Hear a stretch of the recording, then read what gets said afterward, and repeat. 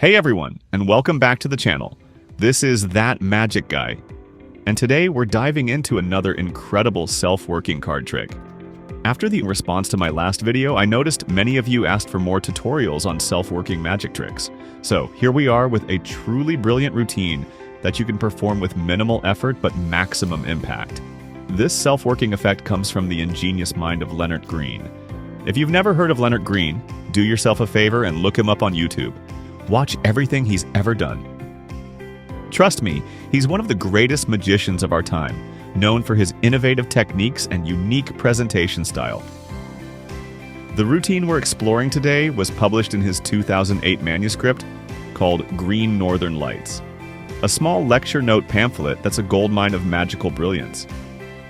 This trick is one of my absolute favorites. It's clever, logical, and incredibly deceptive.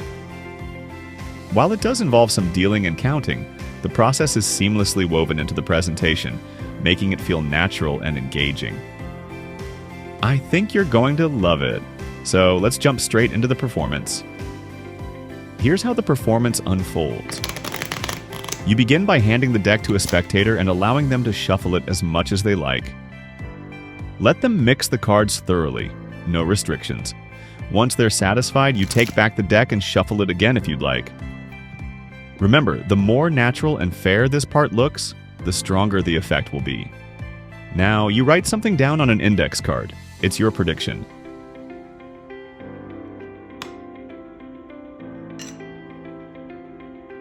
You don't reveal it yet. You simply place it face down on the table where everyone can see it.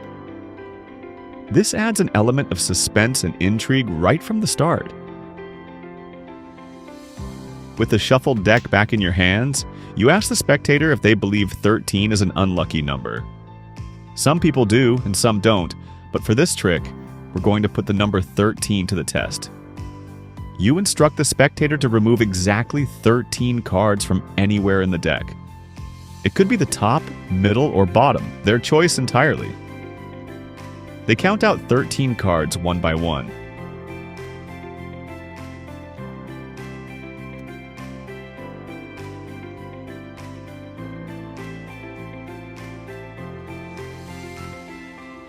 Once they have their 13 cards, you ask them to shuffle those cards as well.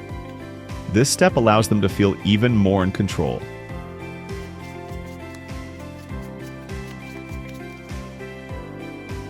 After shuffling, they lay 3 cards face down on the table. These 3 cards are chosen completely at random, reinforcing the illusion of unpredictability. Next, you introduce the concept of completing the circle of 13. For each of the 3 cards they laid down, you turn the card face up and determine how many additional cards are needed to reach the number 13. For example, if the card is a 3, you add 10 more cards. 3 plus 10 equals 13. Face cards follow standard values. Jack equals 11, Queen equals 12, King equals 13, and Ace equals 1. You proceed to complete the 13 ritual for each card. For the first card, let's say it's a 3. You count out 10 more cards to reach 13.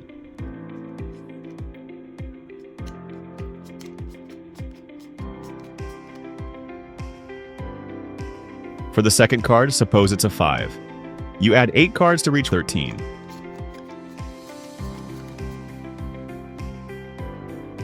For the third card, if it's an ace, you add 12 cards to complete 13.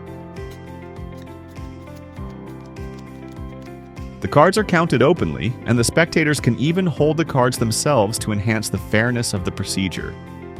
Once the ritual is complete, you ask the spectator to add up the values of the 3 face-up cards. Let's say the total comes to 9. You then count down 9 cards from the remaining deck.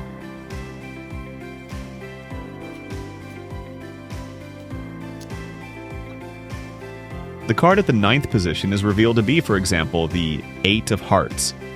Finally, you point to the prediction you wrote down at the very beginning. When you turn it over, it's an exact match, the 8 of hearts. The spectators are left stunned by the seemingly impossible accuracy of your prediction.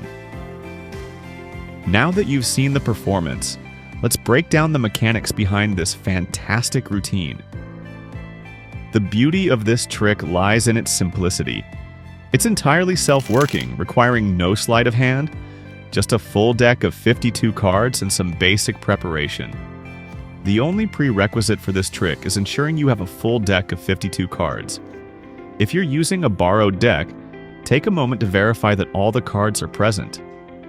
Missing cards can throw off the entire routine. If you're using your own deck, you can prearrange the bottom card if you want to use a specific prediction, but this isn't necessary.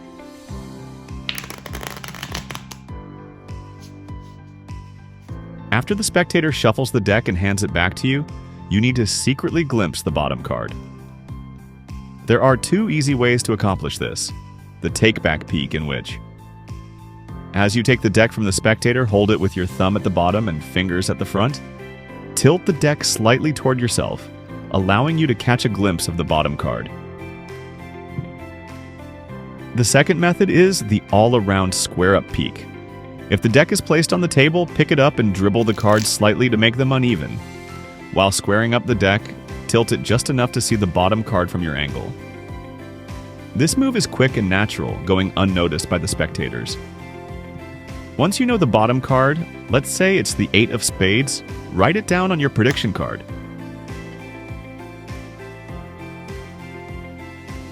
Place the prediction face down where it will remain untouched until the big reveal. Then ask the spectator to remove exactly 13 cards from the deck. To avoid complications, suggest they take the cards from somewhere in the middle to make sure they don't accidentally take the bottom card. They count out 13 cards, shuffle them, and lay 3 cards face down on the table.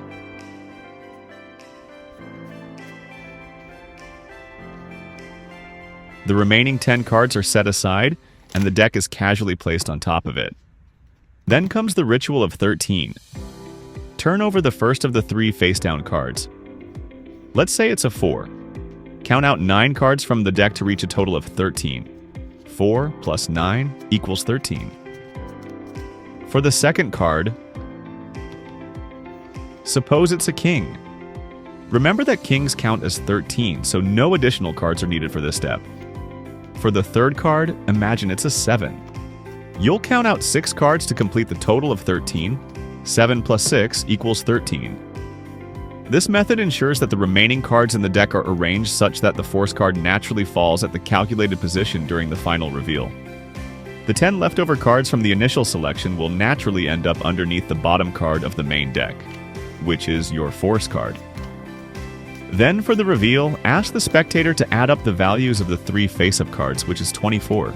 Count down 24 cards from the deck, and the card at that position will always be the force card, in this case, the 8 of spades. Reveal your prediction, and enjoy the astonished reactions of your audience. If you're performing with a borrowed deck, double-check the card count discreetly or adapt the routine to account for potential missing cards. If you prefer a specific prediction, place the desired card at the bottom of the deck before starting the performance. Also, handing the cards to the spectator to perform the counting and dealing enhances the fairness and strengthens the overall effect. This routine is a testament to the power of self-working magic. It's all about presentation, confidence, and connecting with your audience. By emphasizing the randomness of the process and involving the spectators, you create a memorable experience that feels completely impossible. If you enjoyed this tutorial, please do me a favor and hit that like button. It's a small action that makes a huge difference by helping my channel grow and reach more magic enthusiasts like you. Also, if you can share the channel with your other magic buddies, it can help my channel to hit the 1,000 subscribers mark. So, don't forget to subscribe and turn on notifications so you never miss a new video. Thanks for watching, and as always, keep practicing, keep performing, and keep amazing people. Until next time, this is That Magic Guy signing off. Happy practicing.